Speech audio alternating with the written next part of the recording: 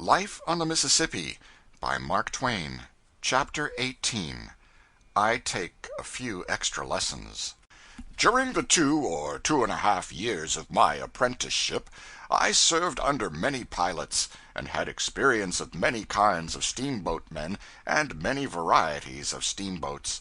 For it was not always convenient for Mr. Bixby to have me with him, and in such cases he sent me with somebody else. I am to this day profiting somewhat by that experience, for in that brief, sharp schooling I got personally and familiarly acquainted with about all the different types of human nature that are to be found in fiction, biography, or history. The fact is daily borne in upon me that the average shore employment requires as much as 40 years to equip a man with this sort of an education. When I say I am still profiting by this thing, I do not mean that it has constituted me a judge of men. No, it has not done that, for judges of men are born, not made. My profit is various in kind and degree. But the feature of it, which I value most, is the zest which that early experience has given to my later reading. When I find a well-drawn character in fiction or biography, I generally take a warm personal interest in him, for the reason that I have known him before, met him on the river.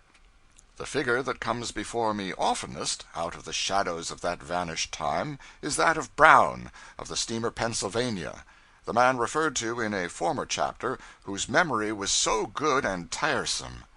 He was a middle-aged, long, slim, bony, smooth-shaven, horse-faced, ignorant, stingy, malicious, snarling, fault-hunting, mote-magnifying tyrant. I early got the habit of coming on watch with dread at my heart, no matter how good a time I might have been having with the off-watch below, and no matter how high my spirits might be when I started aloft, my soul became lead in my body the moment I approached the pilot-house. I still remember the first time I ever entered the presence of that man. The boat had backed out from St. Louis and was straightening down. I ascended to the pilot-house in high feather, and very proud to be semi-officially a member of the executive family of so fast and famous a boat. Brown was at the wheel. I paused in the middle of the room, all fixed to make my bow, but Brown did not look around. I thought he took a furtive glance at me out of the corner of his eye, but as not even this notice was repeated, I judged I had been mistaken. By this time he was picking his way among some dangerous breaks abreast the woodyards. Therefore it would not be proper to interrupt him, so I stepped softly to the high bench and took a seat.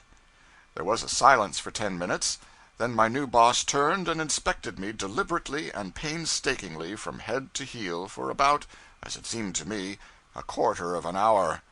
After which he removed his countenance, and I saw it no more for some seconds.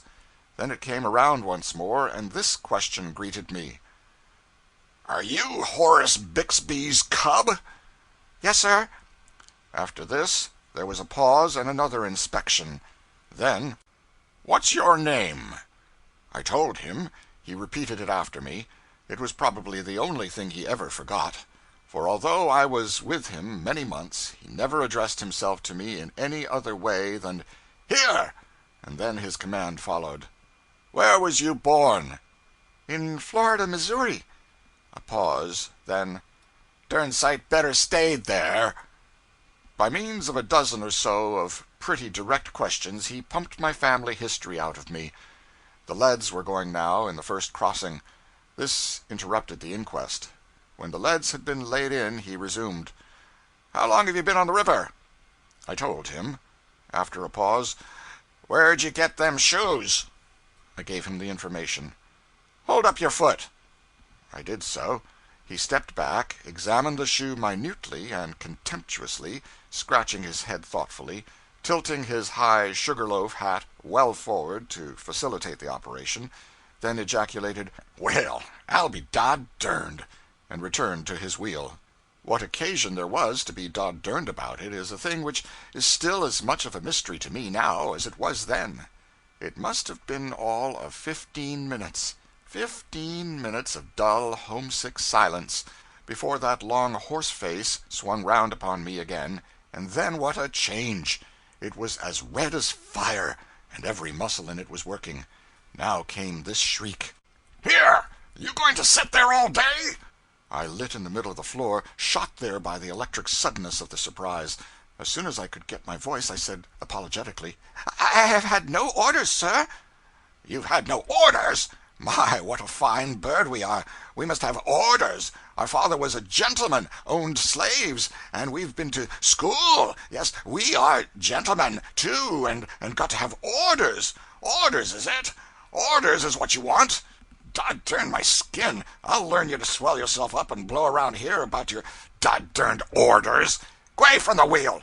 I had approached it without knowing it. I moved back a step or two, and stood as in a dream, all my senses stupefied by this frantic assault. "What are you standing there for? Take that ice pitcher down to the Texas tender come. Move along, and don't you be all day about it."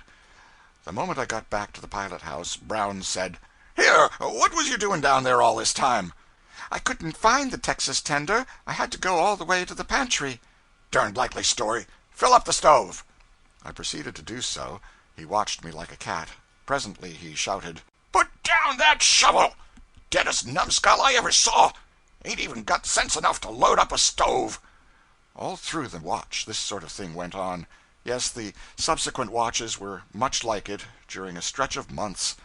As I have said, I soon got the habit of coming on duty with dread. The moment I was in the presence, even in the darkest night, I could feel those yellow eyes upon me, and knew their owner was watching for a pretext to spit out some venom on me. Preliminarily he would say: "Here, take the wheel." 2 minutes later: "Where in the nation you going to? Pull her down! Pull her down!" After another moment: "Say, you going to hold her all day? Let her go! Meet her! Meet her!" Then he would jump from the bench, snatch the wheel from me, and meet her himself, pouring out wrath upon me all the time. George Ritchie was the other pilot's cub. He was having good times now, for his boss, George Ealer, was as kind-hearted as Brown wasn't. Ritchie had steeled for Brown the season before. Consequently, he knew exactly how to entertain himself and plague me, all by the one operation. Whenever I took the wheel for a moment on Ealer's watch, Ritchie would sit back on the bench and play Brown, with continual ejaculations of: "Snatch her! Snatch her! Darndest mudcat I ever saw! Here, where are you going now? Going to run over that snag? Pull her down! Don't you hear me? Pull her down! There she goes, just as I expected. I told you not to cramp that reef. Gway from the wheel!" So I always had a rough time of it, no matter whose watch it was. And sometimes it seemed to me that Ritchie's good-natured badgering was pretty nearly as aggravating as Brown's dead-earnest nagging. I often wanted to kill Brown, but this would not answer. A cub had to take everything his boss gave, in the way of vigorous comment and criticism, and we all believed that there was a United States law making it a penitentiary offense to strike or threaten a pilot who was on duty. However, I could imagine myself killing Brown.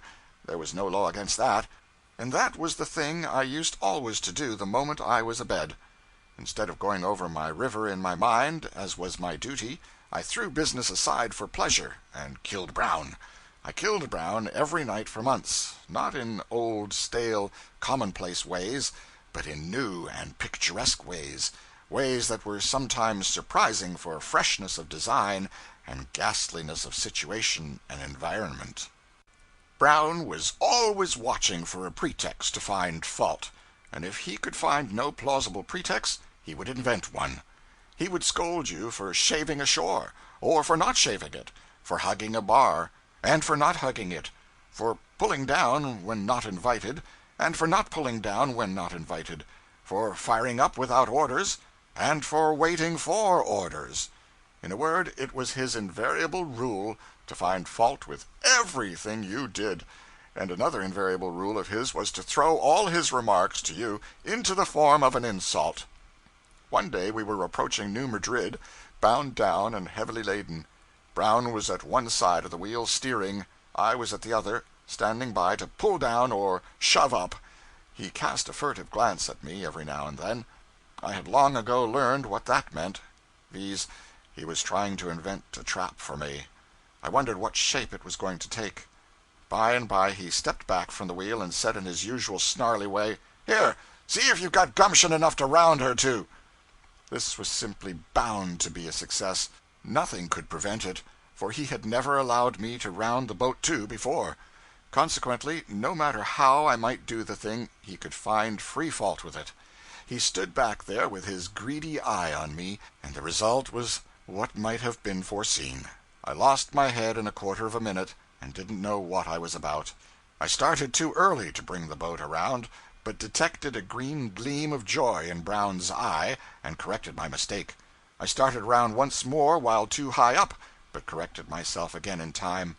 I made other false moves, and still managed to save myself, but at last I grew so confused and anxious that I tumbled into the very worst blunder of all. I got too far down before beginning to fetch the boat around.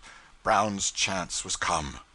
His face turned red with passion. He made one bound, hurled me across the house with a sweep of his arm, spun the wheel down, and began to pour out a stream of vituperation upon me which lasted till he was out of breath. In the course of this speech he called me all the different kinds of hard names he could think of, and once or twice I thought he was even going to swear, but he didn't this time. "Dod derned" was the nearest he ventured to the luxury of swearing, for he had been brought up with a wholesome respect for future fire and brimstone. That was an uncomfortable hour, for there was a big audience on the hurricane deck.